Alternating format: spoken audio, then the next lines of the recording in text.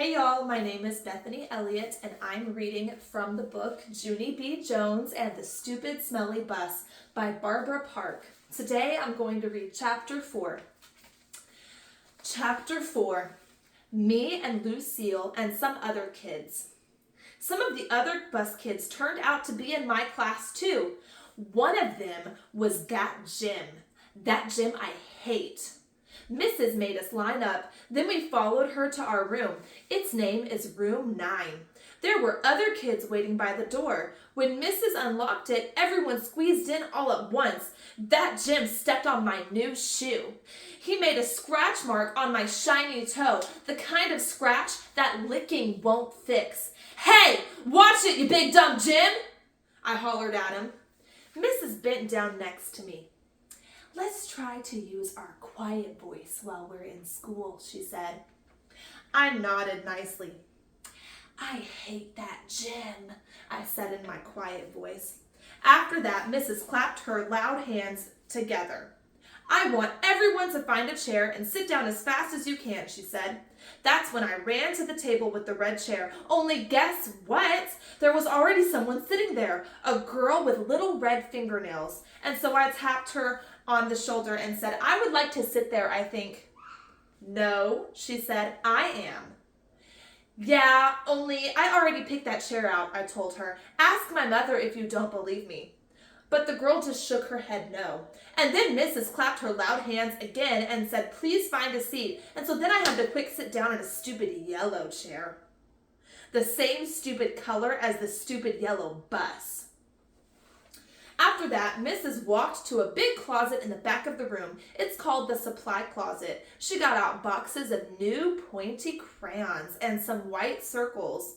Then she passed them out, and we had to print our names on the circles and pin them to our fronts. It was our first work. "If you need help spelling your name, raise your hand," said Mrs. I raised my hand. "I don't need help," I told her. "Grandma Miller says I print beautifully." I used red, but then a mistake happened. I made my Junie too big, and there wasn't any room left for my B, and so I had to squish it at the very teeny at the bottom. "I hate this stupid dumb circle," I hollered. Mrs. made the shh sound and gave me a new one. "Thank you," I said nicely. "Grandma Miller says I print beautifully." The girl with the little red fingernails was faster than me. She showed me her circle and pointed to her letters. "Lucille. That spells Lucille," she said.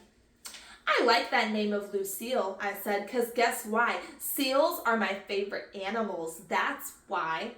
Then Mrs. passed out drawing paper and we drew pictures of our family. Mrs. put a happy face sticker on mine. It was very good, except I made my father too teeny and Mother's hair looked like sticks. After that, Mrs. took our class on a walk around the school. Everyone had to find a buddy to walk with.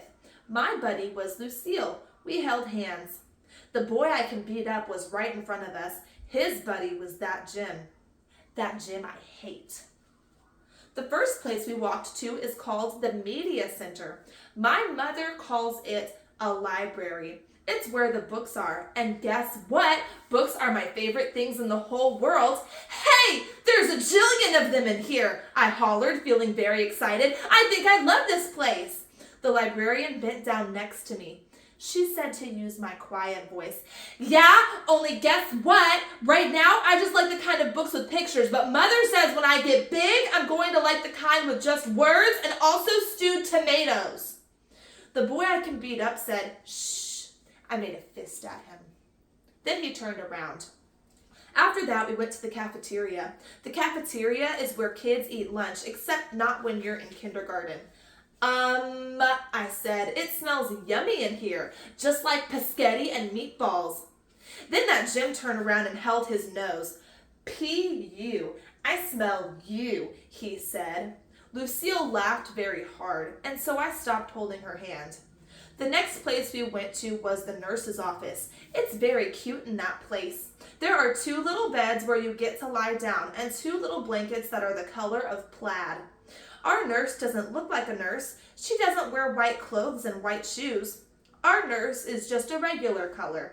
Lucille raised her hand. My brother said that last year he came here and you let him take off his shoes and he got a drink of water in just his socks. That Jim turned around again. P.U. I smell your feet, he said to Lucille. This time Lucille stuck her tongue at him. After that, we held hands again. That's the end of chapter 4. I'll read chapter 5 in my next video. Thanks for reading with me. Bye, guys.